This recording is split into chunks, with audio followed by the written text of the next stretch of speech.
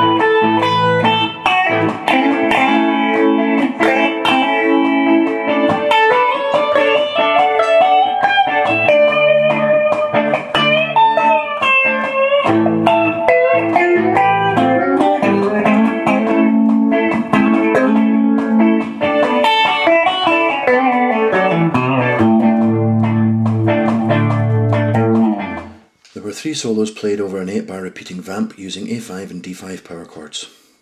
So far in the CMP course we've learned major and minor scales, their pentatonic versions and the 7 modes. My first move in tackling this assignment was to write out the notes in A and D major across the fretboard, as such, like this.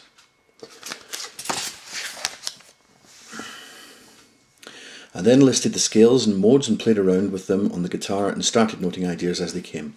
All 3 solos were developed with the intention to ensure they were melodically, harmonically and rhythmically memorable. I therefore made good use of themes in all three solos. I also wanted to use the entire neck for all three solos and wanted to make good use of double stops, bends, vibrato, hammer-ons and pull-offs, arpeggios and some legato, slides and sweeps, so I attempted to ensure these goals were satisfied. I was running my Fender Telecaster through my Boss loop pedal and out to my Carvin Vi Legacy amp. The first solo was of a country music bent. It utilised mostly major and partly minor pentatonic scales in ND. I have tended not to use the major pentatonic so much in my style in the past, and this was the reason for this choice of scale. As I developed the solo, the minor pentatonic crept in at points.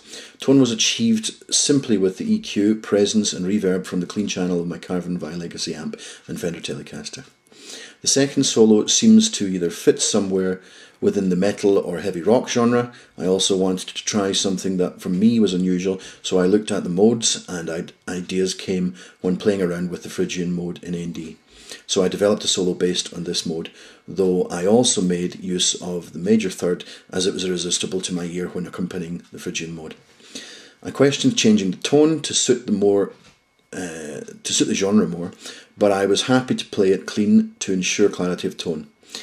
If I were to develop it and perform it with my band, it would most likely have a substantial amount of drive. The third and last solo started with the major scale Ionian mode, but as it developed, major and minor pentatonic scales added to the melodic and harmonic nature of the solo. Tone was achieved with short delay, chorus, reverb and amp presence on the clean channel.